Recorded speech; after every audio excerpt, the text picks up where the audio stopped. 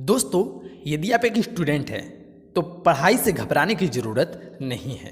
पढ़ाई से लेकर जॉब तक स्टडी करें मात्र एक एप्लीकेशन से। सही जानकारी, सटीक जानकारी। प्ले स्टोर पर सर्च करें 12th PCM solution study knowledge. इसमें आपको all board 9 to 12 and job की तैयारी विद ऑनलाइन टेस्ट, वो भी बिल्कुल फ्री। तो देर किस बात की, अभी डाउनलोड करें 5 MB की एप्लीकेशन 12th PCM सॉल्यूशन।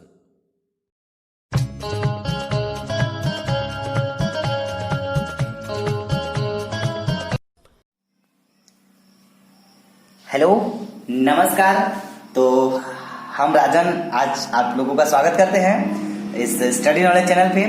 तो आज के इस वीडियो में हम आपको कक्षा 12 की, जो कि एनसीईआरटी पैटर्न पे विषय है भौतिक विज्ञान का, तो प्रत्यावर्ती धारा का आज हम बहुत ही लाजवाब टॉपिक बताने वाले हैं, जिसको हम कहते हैं सी सर्किट। एल सर्किट बता चुके, आर सर्किट बता चुके, अब सी सर्किट हम समझेंगे कि सी सर्किट को हम कैसे समझेंगे, इसमें उस पे बातें होंगी। तो पहले उसको समझने से पहले हम आपको बता दें प्रेरण प्रतिघात से। तो प्रेरण प्रतिघात क्या होता है ये समझ लीजिए, ठीक है। तो ध्यान दीजिएगा, इसके लिए कुछ बेसिक फार्मूले भी हैं जो हम आपको बताने वाले हैं। तो प्रेरण प्रतिघात, तो इसको हम कहेंगे क्या, इसको हम कहेंगे यल परिपथ में, यल परिपथ में, ठीक है, धारा के मार्ग में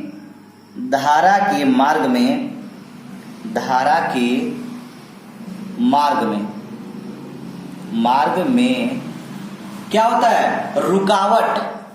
धारा के मार्ग में रुकावट को क्या कहते हैं, प्रेरण प्रतिघात कहते हैं। प्रेरण प्रतिघात कहते हैं। प्रतिघात कहते हैं। तो एक चीज यहां नोट करिएगा कि जैसे अगर धारा के मार्ग में, नॉर्मली धारा के मार्ग में रुकावट आती है तो उसे प्रतिरोध कहते हैं। सिंपल सी बात है, प्रतिरोध करते हैं। लेकिन यहां पे बात किया जाए प्रेरण प्रतिघात, तो जो यल परिपथ में, इसके पहले हमने यल परिपथ को बता दिया है, अगर आप नहीं देखे तो वीडियो जरूर देखिएगा, कि यल परिपथ में उसके धारा के मार्ग में जो रुकावट आती है उसको हम प्रेरण प्रतिघात कहते हैं। बात क्लियर है? चलिए, और इसको प्रदर्शित किससे करते हैं ये भी जान लीजिए कि इसे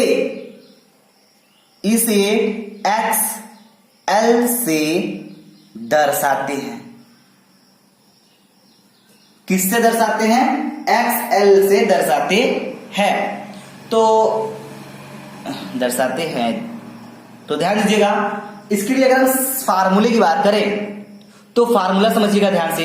फार्मूला क्या होता है XL, ठीक है। XL बराबर V0 बटे I0, एक फार्मूला ये हो जाएगा। लेकिन इसके बराबर क्या होता है, V0 को हम क्या लिखते हैं, V0 इक्वल टू VRMS लिखते हैं, बटे I को क्या लिखते हैं, IRMS। क्या लिखते हैं, IRMS लिखते हैं। I0 को IRMS लिखते हैं। लेकिन एक चीज यहां पे और समझने वाली बात है, क्या, कि जो VRMS होता है और ये जो फार्मूला होता है, इसको हम लिखते हैं ओमेगा इंटू यल। एक फार्मूला ये भी आएगा, ओमेगा इंटू यल। और हमको पता है कि ओमेगा इंटू यल बराबर क्या होता है, एक फार्मूला और आएगा 2πfl। 2πfl, तो ये फार्मूला आप नोट कर लीजिएगा। इस सभी का मात्रक जो होता है ओम होता है, क्योंकि ये प्रतिरोध है, रुकावट है। प्रतिरोध का मतलब कोई प्रतिरोध, लेकिन प्रेरण प्रतिघात की बात करेंगे तो इसका मात्रक ओम हो जाएगा। तो ये फार्मूला आप सब याद रखिएगा कि XL बराबर इतना होता है, ये होता है, ये होता है, ये होता है, ये होता है, ठीक है। तो एक चीज यहां पे और क्लियर करते हैं हम आपका, कि जो इसमें F दिया गया है, क्या दिया गया है, जो F है वो क्या है, इसमें F आपका है फ्रीक्वेंसी, यानी आवृत्ति। क्या है, आवृत्ति है। और एक बात करें इसमें, जो आपका XL है वो क्या है, XL। तो इसमें XL आपका हो जाएगा प्रेरण प्रतिघात। क्या हो जाएगा?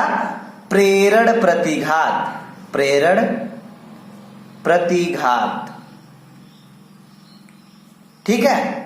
और एक चीज बच रहा है ओमेगा। तो आपको जानते ही हैं कि ओमेगा क्या होता है। ओमेगा हो जाएगा आपका कोणीय वेग। ओमेगा, इसको डब्लू मत कहिएगा, ओमेगा को लिखते ऐसे हैं ओमेगा। ये हो जाएगा आपका कोणीय वेग। तो हम उम्मीद करेंगे और आपसे कहेंगे कि आप इसको नोट कर लीजिए, क्योंकि ये बहुत इंपॉर्टेंट टॉपिक आपके लिए चल रहा है। ये हो गया आपका कोणीय वेग। तो इसका डाउट क्लियर हो जाना चाहिए अब कि प्रेरण प्रतिघात क्या होता है, सूत्र क्या होता है और उसको हम समझते कैसे हैं। अब हम बात करेंगे अपने बेसिक पॉइंट, जो कि लाजवाब टॉपिक हमने आपको बताया था, सी सर्किट पे।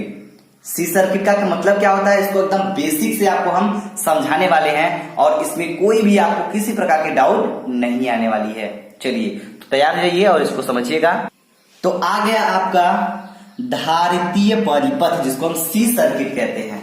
ठीक है, धारितीय परिपथ, ध्यान दीजिएगा, धारितीय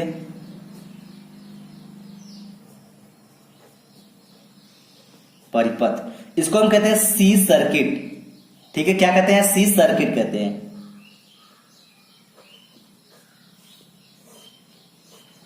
तो धारितीय परिपथ तो आ गया, लेकिन इसमें बेसिक पॉइंट क्या समझना है आपको? यही समझना है कि अतः जो वोल्टेज होता है वह धारा से 90 अंश पश्चगामी होता है। इस बात को आप समझिएगा। तो ये ध्यान समझिए, पहले इसको फिगर बनाते हैं कि धारितीय परिपथ को पहचानेंगे कैसे। तो इसमें धारिता लगा होगा, सी मतलब संधारित्र की बात करें तो धारिता इसमें सिंबल दिया होगा। क्या होगा आपका? देखिए ये बन रहा है फिगर आपका किसका, एक मिनट, थोड़ा सीधे स्केल तो नहीं लिए इस टाइम, बिल्कुल आप तो समझ सकते हैं। और ये आपका क्या है? ये आपका एसी सर्किट है, ध्यान दीजिएगा।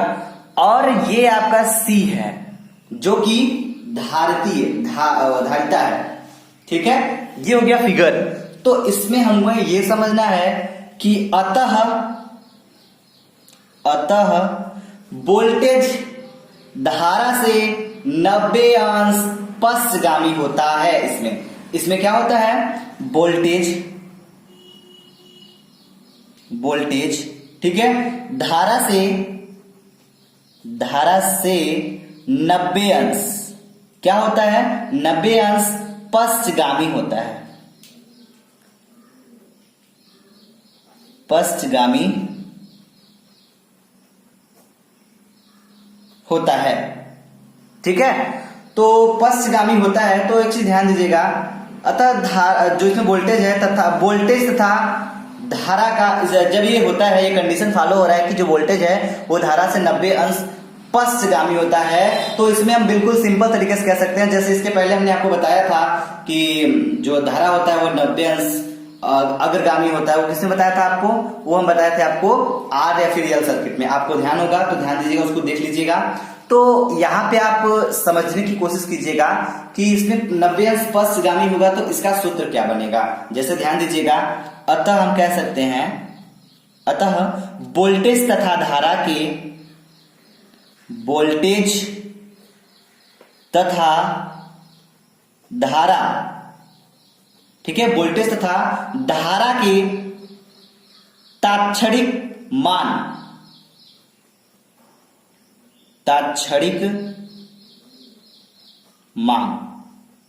क्या होगा?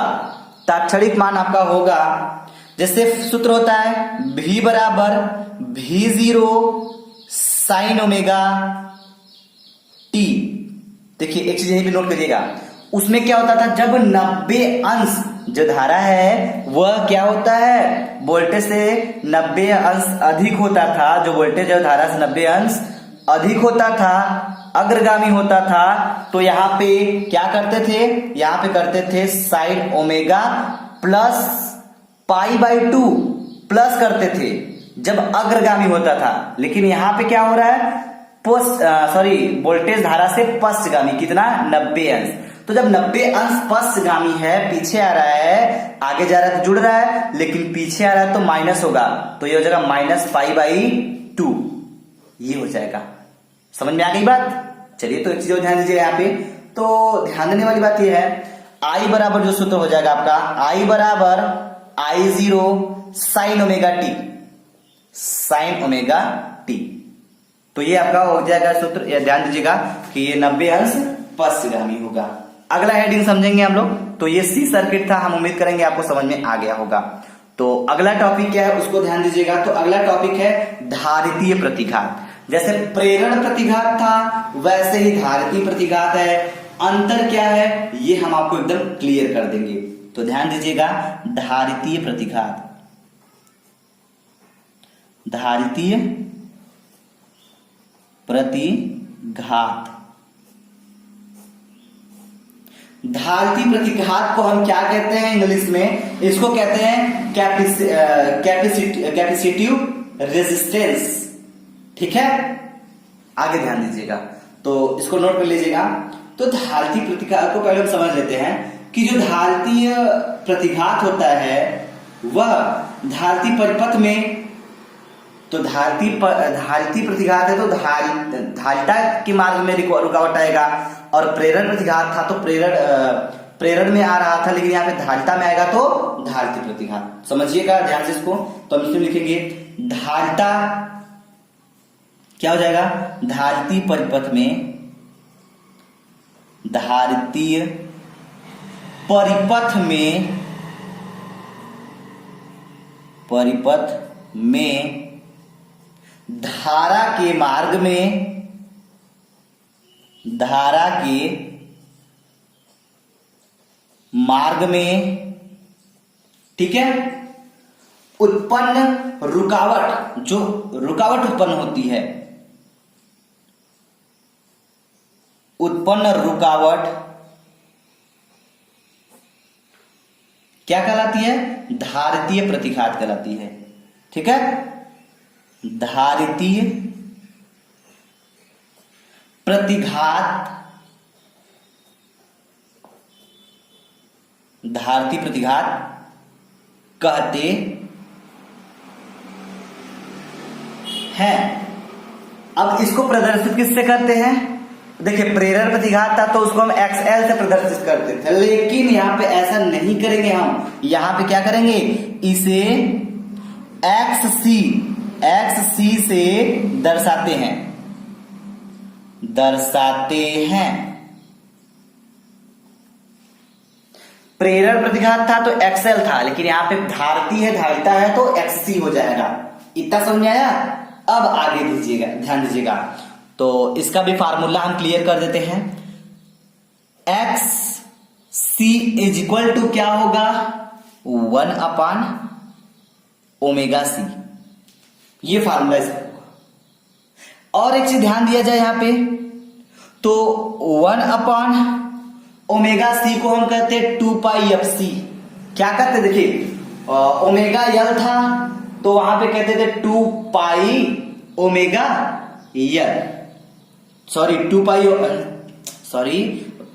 L को हम क्या कहते थे? 2πfL कहते थे। L था तो L प्रेरक था, यहां धारिता है तो ये हो जाएगा, क्या हो जाएगा, 2πfc हो जाएगा। अगर ये धारिता होता यहाँ पे यहाँ पे अगर प्रेरण होता, प्रेरक था तो प्रेरण होता, L था तो L होता, लेकिन C है, धारिता है, तो ये हो जाएगा ओमेगा C का 2πfc। अब यही इसको हम लिख सकते हैं V0/I0। ठीक है, हमें पता है V0 को हम लिख सकते हैं क्या, Vrms, और I0 को लिख सकते हैं IRMS। तो ये सूत्र आपका एक तैयार हो गया, इसको भी आप नोट कर लीजिए। ठीक है, आपको कोई भी चीज कहीं भी वैल्यू दे देता है तो आप उसको हल करके निकाल लेंगे। इसका मात्रक जो होता है, इसका मात्रक भी क्या होता है, ओम होता है, क्योंकि प्रतिघात है तो धारितीय प्रतिघात है तो क्या हो जाएगा, प्रतिघात मतलब रुकावट कर रहा है बीच में, तो इसको हम इसका मात्रा ओम करेंगे। ठीक है, अब एक चीज ध्यान दीजिएगा, जरा इसके ग्राफ को हम खोलने जा रहे हैं। तो ग्राफ की बातें करें तो ग्राफ को आप अच्छे से समझिएगा। ठीक है, समझ लेंगे तो आपको समझ में आ जाएगा हमेशा के लिए कि 90 अंश अगर पश्चगामी होता है तो कैसे होता है। ठीक है, चलिए तो ये आपका बन रहा है ग्राफ। देखिए स्केल स्केल नहीं लिया है, अगर थोड़ा टेढ़ा वड़ा हो जाए तो मजाक मत उड़ाइएगा, आप उसको सही कर लीजिएगा, क्योंकि आपके पास तो स्केल होगा, हमारे पास भी है लेकिन इस समय नहीं है। ठीक है, तो ये हो गया आपका, ध्यान दीजिए। तो अब क्या करेंगे, ये मूल बिंदु आपका O मान लेते हैं। धारा और वोल्टेज की दिशा y अक्ष में होगी, वोल्टेज एंड धारा y अक्ष में होगी। ठीक है, और ये हो जाएगा आपका x एक्सिस। बात समझ में आ रही है? और इसका जो डायरेक्शन होगा वो t होगा। यहां पे यही चीज समझना है आपको कि ये 90 अंश पश्चिमगामी कैसे होगा। तो बोला जा रहा है धारा से, मान लीजिए ये ग्राफ हम धारा का खींच देते हैं। मान लीजिए धारा का हमने ग्राफ खींच दिया, ये अगर धारा का ग्राफ हो गया तो इसमें बोला जा रहा है क्या, बोला जा रहा है कि वोल्टेज तथा वोल्टेज धारा से 90 अंश पश्चगामी है। 90 अंश पश्चगामी का मतलब ये हुआ कि पश्चगामी मतलब अगर 90% अधिक होता था, 90 अंश अधिक होता था तो ऊपर से लेकर जाते थे ग्राफ धारा का, किसी का भी धारा का या वोल्टेज का भी जिसका पूछा होता है। तो यहाँ पे बात करेंगे वोल्टेज 90 अंश पीछे पश्चगामी होगा, तो वोल्टेज का हम यहां से स्टार्ट करने की बजाय यहां से करेंगे, क्योंकि 90 अंश पश्चगामी है। तो यहां से स्टार्ट करेंगे तो ये जाएगा ऐसे जाएगा, फिर ऐसे आएगा, तो फिर उसके बाद ये हो जाएगा। तो इस तरह इसका ग्राफ हो जाएगा। किसका ग्राफ हो जाएगा? ये 90 अंश पश्चगामी होता है वोल्टेज, किससे? धारा से। तो ये जो ग्राफ है इसको हम बता देंगे कि किसका ग्राफ है? V यानी वोल्टेज का है। बात समझ में आ गई? चलिए, उम्मीद करते हैं कि आपको समझ में आ रहा होगा। अगर आपको ये समझ में आ रहा है तो प्लीज वीडियो को लाइक करिएगा, शेयर करिएगा, हमें कमेंट बॉक्स में कमेंट करके जरूर बताइएगा। देखिए हमने आपको ग्राफ भी खींचना बता दिया, कैसे ग्राफ पे हम इसको दर्शा सकते हैं। हो सकता है आपको ये क्वेश्चन पूछ सकता है कि इसको ग्राफ के माध्यम से प्रदर्शित कीजिए, तो आप उसको कर सकते हैं। जब आप समझे रहेंगे तो आप आसानी से कर लेंगे। ठीक है, चलिए, थैंक यू वेरी मच। अगर वीडियो आपको पसंद आए तो वीडियो को लाइक करिएगा जरूर, लेकिन उसके साथ पहले आप लोग शेयर कर दिया करिए, ताकि बाकी के जो बच्चे हैं वो भी आकर अच्छे से तैयारी कर सकें। और इस चैप्टर के जो बेसिक बहुत ही बेहतरीन टॉपिक होते हैं उसको तो हम कंप्लीट करा के पूरा करेंगे। ठीक है, थैंक यू।